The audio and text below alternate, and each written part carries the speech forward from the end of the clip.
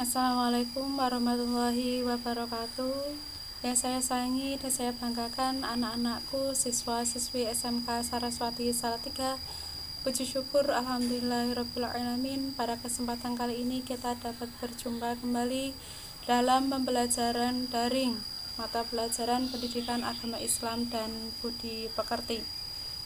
Sebelum mengawali pembelajaran pada saat ini, marilah kita menundukkan kepala sejenak untuk berdoa, memohon kepada Allah Subhanahu wa Ta'ala agar apa yang nantinya kita pelajari dapat bermanfaat dan membawa keberkahan untuk kita semua. Menundukkan kepala untuk berdoa dipersilahkan. Doa selesai. Ya. Anak-anakku, sebelum mengawali pembelajaran, saya persilahkan untuk bisa mempersiapkan Al-Qur'annya, karena di pembelajaran awal ini kita akan mengkaji tentang Al-Qur'an, mulai dari membaca Al-Qur'an, kemudian mengidentifikasi tajwid dan juga mengidentifikasi arti atau kandungan dari Quran surat yang akan kita pelajari. Ya, marilah kita mulai sambil menunggu anak-anakku untuk mempersiapkan Al-Qur'annya. Ya. Bismillahirrahmanirrahim. Pendidikan agama Islam dan budi pekerti. Untuk materi ini saya buat terkhusus untuk anak-anakku kelas 11.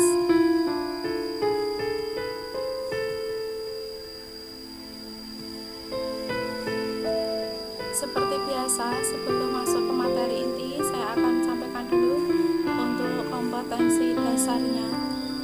Kompetensi dasar yang pertama yaitu membaca Quran surat Yunus ayat 40 sampai dengan 41 dan Quran surat Al-Maidah ayat 32 sesuai dengan kaidah tajwid dan makharijul huruf atau tempat keluarnya huruf. Kemudian mendemonstrasikan hafalan Quran surat Yunus ayat 40 sampai dengan 41 dan Quran surat Al-Maidah ayat 32 dengan fasih dan lancar. Kemudian menganalisis makna Quran surat Yunus ayat 40 sampai dengan 41 dan Al-Maidah ayat 32 serta hadis tentang toleransi, rukun dan menghindarkan diri dari tindak kekerasan. Indikator pencapaian kompetensi atau IPK yaitu membaca Quran surat Yunus ayat 40 sampai dengan 41 dengan Al-Maidah ayat 32 sesuai dengan kaidah tajwid. Menghafal Quran surat Yunus ayat 40 sampai dengan 41 dengan Quran surat Al-Maidah ayat 32 sesuai dengan kaidah tajwid. Mengidentifikasi bacaan tajwid pada Quran surat Yunus ayat 40 sampai dengan 41 dan Al-Maidah ayat 32. Membedakan asbabun nuzul Quran surat Yunus ayat 40 sampai dengan 41 dan Al-Maidah ayat 32. Menjelaskan isi kandungan Quran surat Yunus ayat 40 sampai dengan 41 dan Al-Maidah ayat 32. Ini untuk Quran surat Yunus ayat 40 sampai dengan 41. Dan silakan untuk anak-anakku bisa membuka Al-Qur'annya. Ayat 40 sampai dengan 41.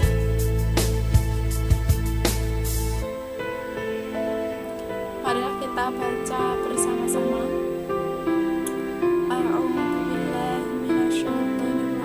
Bismillahirrahmanirrahim. Wa minhum may yu'minu bihi wa minhum man la yu'minu bihi wa rabbuka a'lamu bil mufsidin. Wa in kadzabuka faqul li'amali wa lakum 'amalukum antum bari'un mimma a'malu wa ana bari'un mimma ta'malun. Shadaqallahul 'azim. Ini untuk artinya yang ayat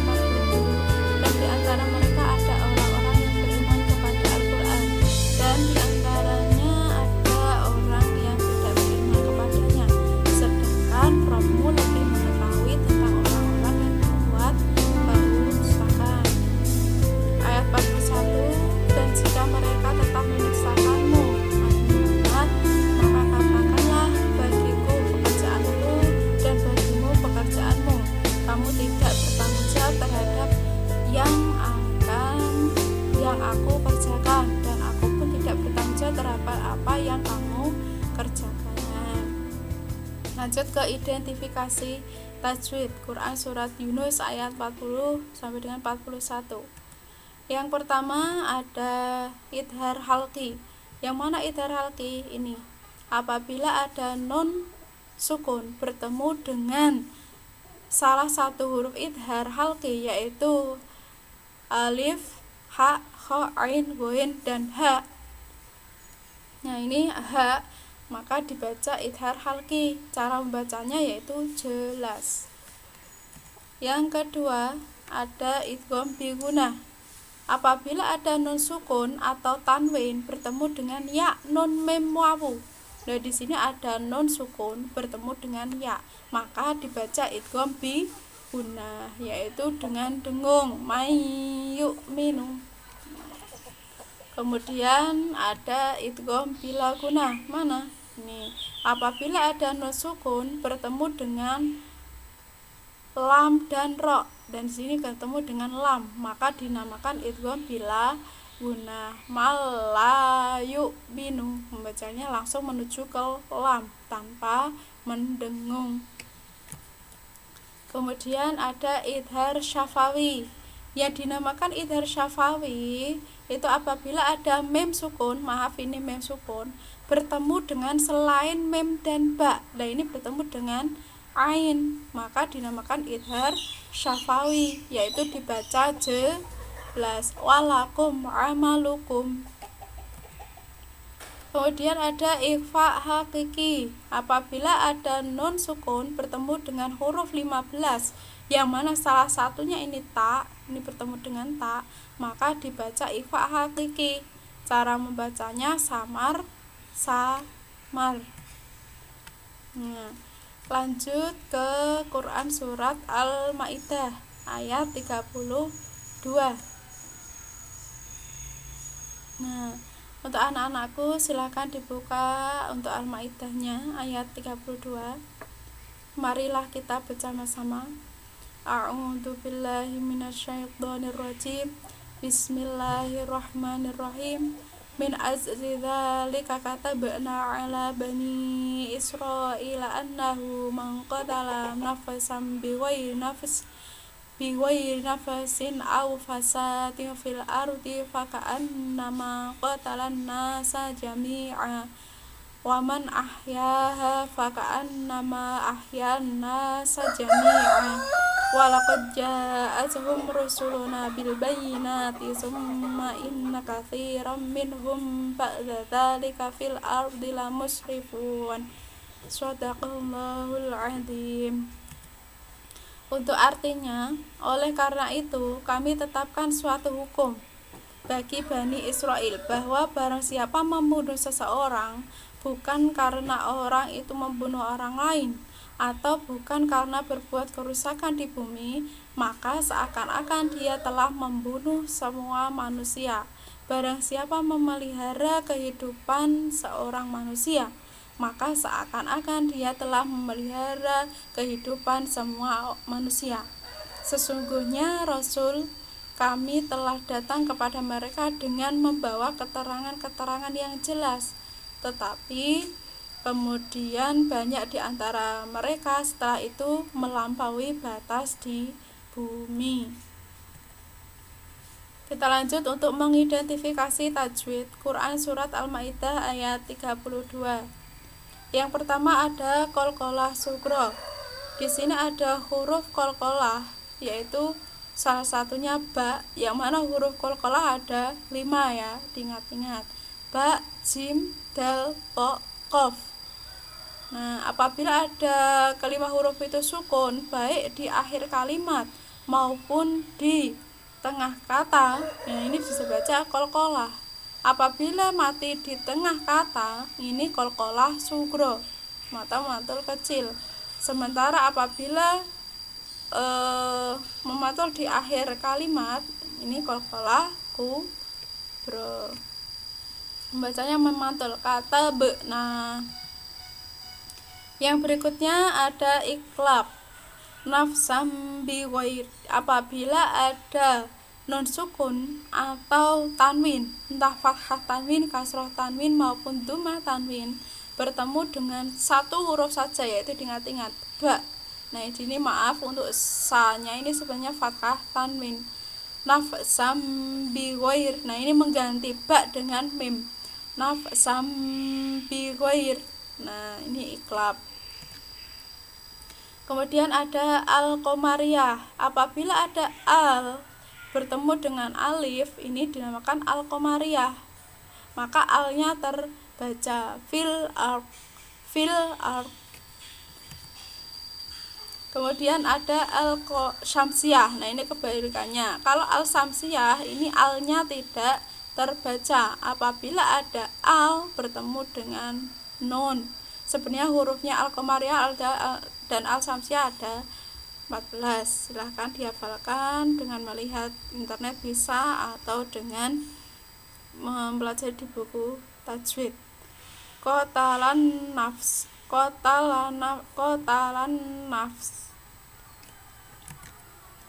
Lanjut ke mat wajib mutasil. Mat wajib mutasil yang mana? Yang ini. Walaqad ja'atuhum, apabila ada mat tabi'i bertemu dengan hamzah dalam satu kata, ini ja'a itu datang, maka dinamakan mat wajib mutasil. Membacanya panjang 2,5 alif atau 5 ketukan, 5 harokat. Walaqad ja'atuhum. Ya, sekarang kita lanjut di asbabun nuzul atau sebab turunnya surat Al-Maidah ayat 32. Diceritakan bahwa seorang sahabat yang telah dibunuh dan sahabat lainnya hendak membalas dan membunuh orang tersebut, maka turunlah ayat ini yang menjelaskan bahwa dalam Islam boleh membunuh jika itu qisas. Akan tetapi jika bukan qisas, sama halnya membunuh semua manusia. Qisas itu hukuman yang sudah ada dalam Al-Quran atau dalam peraturan istihad, yang mana apabila misal berzina maka akan dibunuh, misal atau mencuri atau durhaka terhadap orang atau apa, itu ada hukumnya, namanya qisas. Ya, kita lanjut di kandungan Quran surat Yunus ayat 40. Manusia ada 2 golongan, yaitu golongan yang beriman kepada Al-Quran dan golongan yang tidak beriman kepada Al-Quran. Yang kedua, golongan yang beriman kepada Al-Quran tentunya dari golongan orang yang beriman kepada Allah, dan golongan yang tidak beriman kepada Al-Quran tentunya dari golongan yang tidak beriman kepada Allah. Yang ketiga, Allah lebih mengetahui siapa golongan yang beriman dan tidak beriman, siapa golongan yang membuat kerusakan dan siapa golongan yang tidak berbuat kerusakan. Untuk kandungan Quran surat Yunus ayat 41, amal yang kita kerjakan untuk kita sendiri dan amal yang mereka kerjakan untuk mereka. Yang kedua, kita tidak boleh ikut campur urusan agama mereka. Yang ketiga, tidak boleh memaksakan kehendak kita kepada mereka, terkhusus ini dalam hal urusan beragama. Yang keempat, kita akan mendapat balasan atas perbuatan kita, baik itu perbuatan yang baik maupun perbuatan yang buruk, semuanya dapat balasan. Kandungan surat Al-Maidah ayat 32. Yang pertama, larangan membunuh manusia tanpa sebab yang dapat dibolehkannya dibunuh. Manusia boleh dibunuh dengan sebab qisas, atau pembunuh boleh dibunuh. Misal orang yang membunuh itu maka akan mendapat hukuman mati, maka dia juga boleh jikalau dibunuh karena ada qisas itu. Membunuh satu orang tanpa sebab sama sepertinya membunuh banyak orang, karena sejarah kemanusiaan merupakan mata rantai yang saling keterkaitan. Membunuh satu orang pembunuh karena hukum qisas berarti menyelamatkan banyak kehidupan. Nah ini memang membunuh karena dianjurkan, karena si orang yang akan kita bunuh itu dia adalah pembunuh. maka harus segera kita kasih tindakan agar tidak berbuat kerusakan lagi. Orang yang pekerjaannya menyelamatkan jiwa manusia seperti dokter harus memahami tugas sucinya, karena menyelamatkan satu jiwa berarti menyelamatkan jiwa yang lain. Nah, cukup itu untuk anak-anakku. Mungkin ada yang masih mengganjal, ada yang ingin ditanyakan, silahkan bisa ditanyakan langsung atau melalui chat WhatsApp di nomor Bu Nurul yang sudah dibagikan di grup kelas, atau mungkin bisa komentar di video yang Bu Nurul balikan, atau juga di komentar di classroom. Ya, demikian tadi untuk pembelajaran daring pendidikan agama Islam dan buku pekerti untuk bab menghindari tindak kekerasan. Marilah kita tutup pembelajaran kali ini dengan membaca hamdalah bersama-sama. Alhamdulillahirrabbilalamin. Sampai berjumpa di pembelajaran berikutnya. Lebih dan kurangnya Bu Nurul minta maaf. Akhirul kalam. Wassalamualaikum warahmatullahi wabarakatuh.